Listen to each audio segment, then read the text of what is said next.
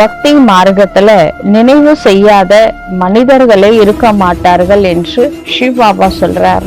கிராமத்துல கூட ஒரு வயசான தாத்தா பாட்டிங்களுக்கு கூட சிவலிங்கம் மேல ஒரு அட்ராக்ஷன் இருக்கு, ஒரு அன்பு இருக்கு, அளவிட முடியாத மரியாதை இருக்கு. இத்தனைக்கும் அவர் யாரு என்ன ஏதுன்னு கூட நிறைய பேருக்கு தெரியாது.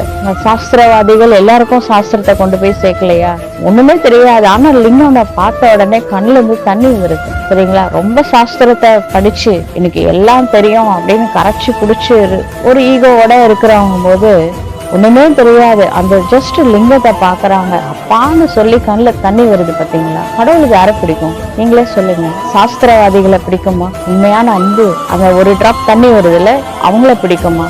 ஒண்ணுமே தெரியாது, படிப்பறிவே இல்லாதவங்க. பாபா சொல்றாரு, எல்லாருக்கும் என்ன தெரியும், எல்லாரும் என்ன நினைக்கிறாங்க, என்ன நினைவு செய்யாத மனுஷங்களே கிடையாது, அன்பா நினைக்கிறாங்க, தெரியலன்னா கூட